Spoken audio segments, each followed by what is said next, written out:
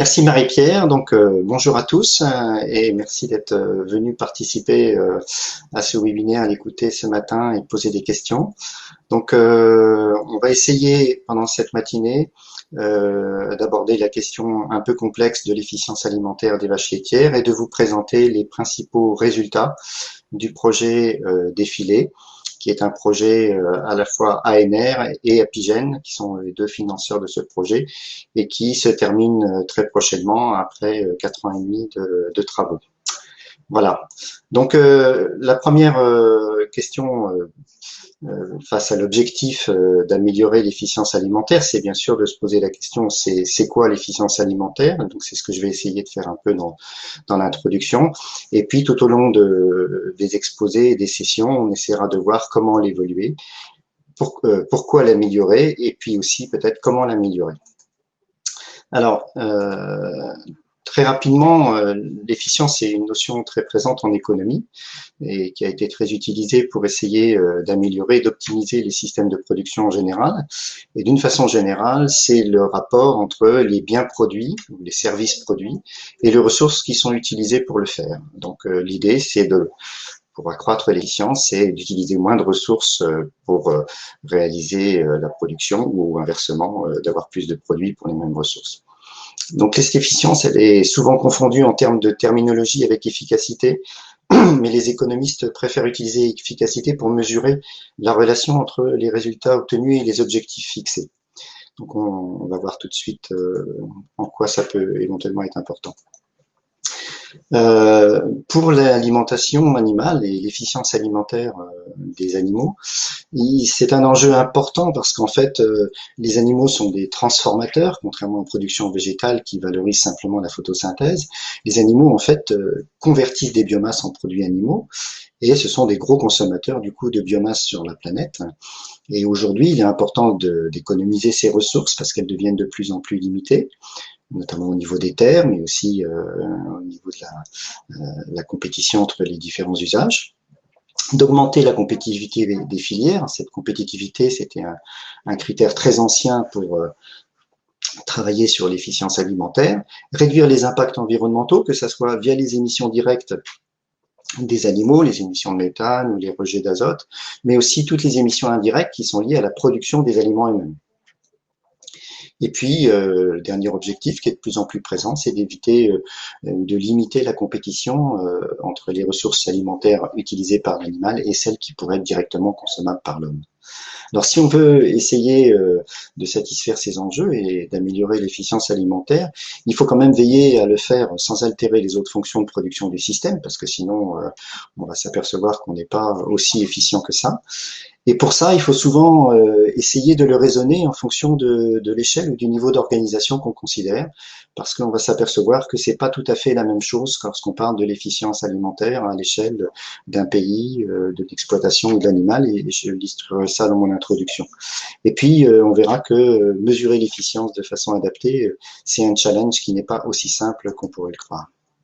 Donc d'une façon générale, ce triangle de la performance est souvent présent dans les livres d'économie, mais s'applique très bien à une exploitation agricole ou à la production agricole en général. Et on s'aperçoit que l'efficience n'est qu'un des maillons de ce triangle. Le premier maillon le plus important, c'est celui qui va définir en fait l'allocation des ressources ou des moyens aux différentes productions et en fonction des objectifs. Alors, imaginons que l'on soit dans un territoire, on a des ressources qui sont celles du territoire, des risques qui sont ceux du territoire, une résilience qui est celle du territoire, et le principal travail de la pertinence, ce sera de décider quels moyens, quelles ressources il faut attribuer à qui dans ce territoire pour satisfaire au mieux les objectifs. La deuxième, c'est une fois qu'on connaît les ressources allouées, l'efficience intervient pour essayer effectivement de maximiser l'utilisation de ces ressources de façon à obtenir les meilleurs résultats. Et la dernière étape, c'est l'efficacité qu'on retrouve ici et qui va avoir pour objectif de vérifier que les résultats qu'on a obtenus sont bien en accord avec les objectifs. Ça peut paraître trivial, mais on peut s'apercevoir que par moments, ça marche pas tout à fait aussi bien. Et c'est ce que je vais essayer de prendre avec l'exemple français, où on a deux populations qu'on a de plus en plus spécialisées en élevage allaitant et en élevage laitier. L'élevage allaitant pour faire de plus en plus de viande et l'élevage laitier pour faire de plus en plus de lait par vache. Et donc, on a une intensification de la production à l'animal qui a particulièrement bien marché grâce à la sélection génétique et qu'on retrouve. Donc si on fait plus de viande par animal à viande et plus de lait par animal laitier, on s'attend à ce que globalement, pour faire la même production de lait et de viande, on ait besoin de beaucoup moins d'animaux, puisqu'on va être plus efficient. En fait, si on regarde le cas français sur les 20-30 dernières années, eh bien, on s'aperçoit que c'est pas tout à fait vrai, puisque lorsqu'on ramène la production nationale de lait ou de viande, que j'ai représenté en rouge pour le viande et en bleu pour le lait, lorsqu'on la ramène aux bovins présents, mais par vache présente, ce serait la même chose. Donc, c'est le premier critère pour mesurer cette efficience. Eh bien, on s'aperçoit qu'on n'a pas été plus efficace, puisqu'il nous faut toujours à peu près autant d'animaux pour réaliser la même production. Donc, c'est un critère qui est en fait à regarder avec attention et vérifier qu'on a réellement été efficace. Si on regarde ça à d'autres macro-échelles, c'est des différents pays du monde. Là, j'ai traduit l'efficience alimentaire par l'inverse, c'est-à-dire l'indice de consommation, qui est souvent utilisé en alimentation animale aussi. Et on s'aperçoit que suivant les pays, cet indice de consommation lait et cet indice de consommation viande, ils peuvent soit progresser tous les deux, et notamment c'est le cas des pays en développement, simultanément. Et lorsqu'on est sur les pays, on va dire, développés, on a plutôt une tendance à avoir une relation négative entre les deux indices. Quand on améliore l'indice de consommation lait, on a tendance à détériorer celui de la viande. Et ça, c'est en partie lié aux différences de productivité des animaux. Et quand on améliore la productivité lait des animaux, globalement, pour le cheptel national, on a tendance à dégrader en fait la productivité des animaux de la production de viande, et c'est ce qu'on observe ici avec notre trait bleu, où on voit que la viande par bovin produite a tendance à diminuer lorsqu'on dépasse à peu près 4000 litres de lait par vache et par an en termes de productivité animale, alors que sur les productivités faibles, les pays ont généralement tendance à avoir une amélioration. Alors, si on change d'échelle et si on regarde l'échelle exploitation, on va avoir du mal à analyser ces équilibres entre lait et viande dans l'efficience, parce que la viande se produit aussi dans d'autres systèmes, donc c'est plus compliqué. Mais par contre, on va s'apercevoir qu'il y a plein de fonctions de production qui vont jouer sur la productivité du troupeau et qui vont jouer sur ce rapport finalement dans l'utilisation des ressources pour produire du lait ou de la viande, avec notamment les pertes sur les aliments. On pourrait jouer aussi sur la productivité des aliments, les pertes sur les animaux, les paramètres de reproduction, l'efficience de consommation. Donc il y a beaucoup de paramètres qui peuvent jouer à l'échelle de l'exploitation sur l'efficience du système. Et on manque cruellement d'outils des fois pour évaluer ces aspects-là. Donc effectivement là, Philippe voulait parler du fait que au-delà de l'échelle troupeau, il y a une échelle animale et on aimerait bien pouvoir sélectionner des vaches qui sont plus performantes, c'est-à-dire qui consomment moins que les autres pour des performances identiques, sans trop puiser dans les réserves. Et il y aura des expositions suivantes qui vont aller sur ce terrain. Et que il y a le ratio classique lait matières sèches ingérées, mais qui est très lié à la production. Et derrière, il y a d'autres indicateurs qui ont été beaucoup mis en avance, dont les gestions résiduelles, dont j'en vais parler plus profondément dans la prochaine présentation. Philippe, tu nous es revenu ou pas?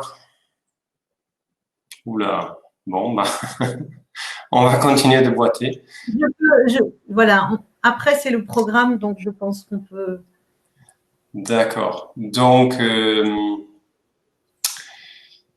les objectifs du projet défilé, alors je ne sais pas s'il y a une animation ici, c'était améliorer l'efficacité alimentaire des vaches laitières sans affecter leur robustesse, avec beaucoup de focus sur la mise au point des méthodes de phénotypage, puisque si on veut mesurer les déterminants de l'efficience, il faut pouvoir mesurer.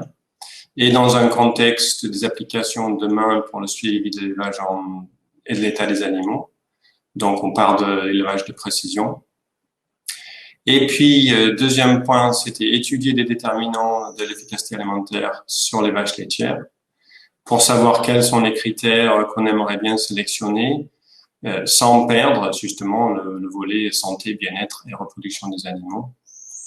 ce qui nous amènerait plus particulièrement sur la caractérisation de la mobilisation des réserves corporelles, avec la question, peut-on éviter des vaches laitières qui perdent trop d'état en début de lactation, et aller un peu plus profondément dans quel est le rôle des réserves corporelles.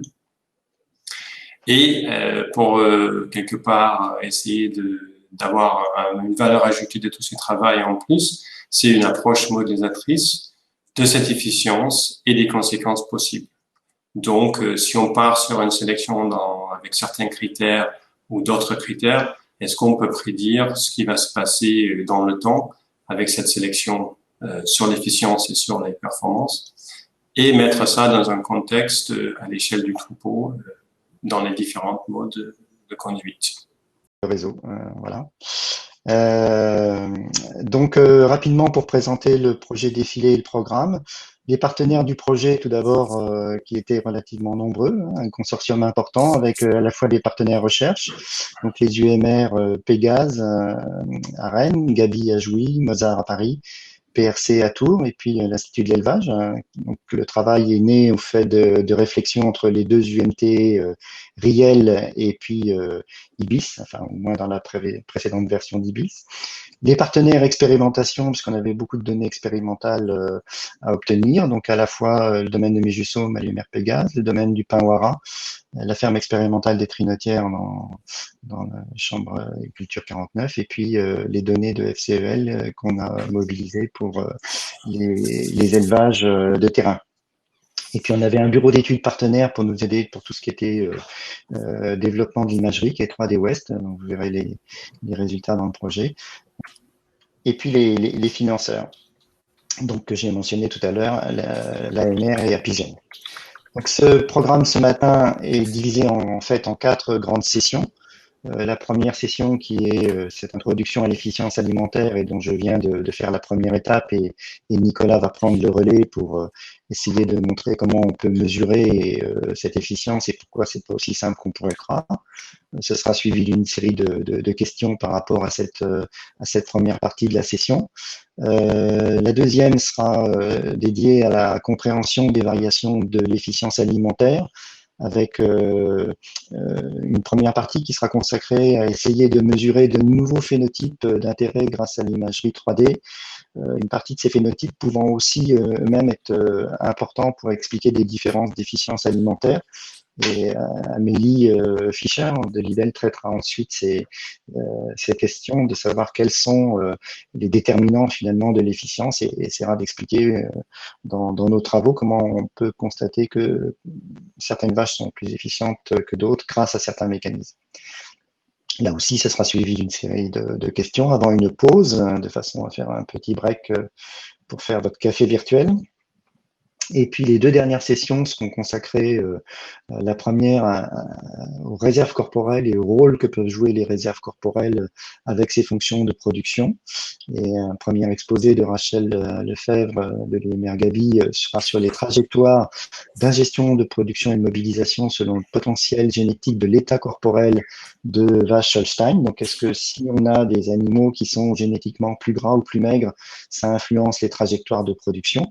Et à l'inverse, est-ce que lorsqu'on a des productions de lait plus ou moins importantes, on va essayer de regarder si on a des dynamiques entre la relation production laitière et poids vif au cours de la lactation dans des élevages commerciaux, et si on peut établir des choses sur l'interrelation entre production et mobilisation des réserves. Et puis la dernière partie essaiera de remonter cette notion, on va dire, de la conversion de l'animal par l'animal de l'aliment à des échelles plus importantes, à la fois dans le temps et dans l'espace, avec la question de la résilience animale dans le contexte de l'efficience, et c'est Nicolas qui viendra réintervenir là-dessus. Et puis la dernière partie sera consacrée à la modélisation de la vache et du troupeau, c'est-à-dire si on simule tout ce qu'on arrive à faire par la sélection, à la fois en termes d'efficience et de résilience, comment ça peut se traduire sur le temps long, sur les performances et le déroulé d'un troupeau laitier sur des temps longs en fonction de la conduite d'élevage, des scénarios d'alimentation, des stratégies de sélection. Voilà, donc Olivier nous présentera son modèle. Et puis, je reviendrai tout à la fin avec quelques quelques deux diapositives pour conclure ce séminaire et vous donner résumer quelques résultats importants. Voilà.